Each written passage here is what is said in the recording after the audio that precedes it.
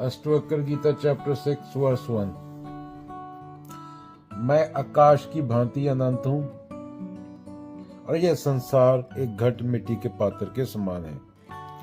इस सत्य को जान लेने के बाद न किसी चीज का त्याग करना है, न कुछ ग्रहण करना है, न किसी चीज में विलीन होना है। तो संसार को त्यागेगा तब तू जान ले कि ये कभी था ही नहीं। तू संसार को कैसे त्यागेगा? होना तो चाहिए ना त्यागने के लिए कुछ। अगर होगा तो ही त्यागेगा ना, होना ही तेरा भ्रम है।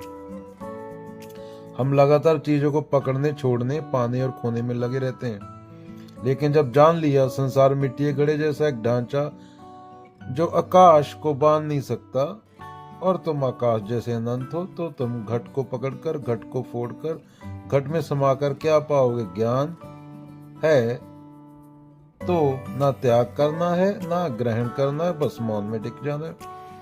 कोई बच्चा साबुन के बुलबुले को देखकर हंस रहा है, कभी उसे पकड़ता है, कभी फोड़ता है।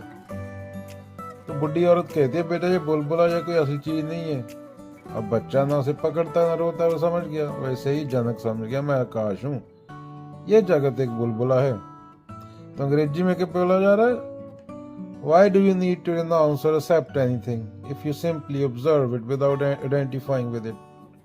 तो तुम तभी को छोड़ते या पकड़ते हो जब तुम खुद को किसी चीज से जोड़ते हो, जोड़ के देखते हो। अहंकार ही जोड़ता है ना, जोड़े बनाता है।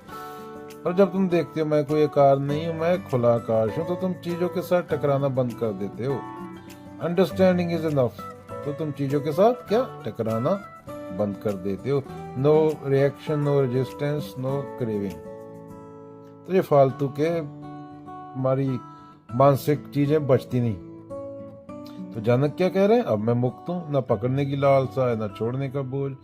जब कोई जान ले कि वह घट नहीं आकाश है, तो जीवन लीला बन जाता है। तब न तपस्या की जरूरत रहती है, न संन्यास की। तब हर सांस में समाधि है। 24 घंटे नमाज फक कर दी तो 5 गेड़ियां पढ़ना। घट टूटे तो भी आकाश नहीं टूटता। तुम्हारा शरीर, विचार, पहचान, ये सभी घट है, लेकिन तुम शुद्ध आकाश हो। आकाश कभी टूट नहीं सकता। क्या? जिसे जान लिया उसे पकड़ने या त्यागने की जरूरत नहीं होती।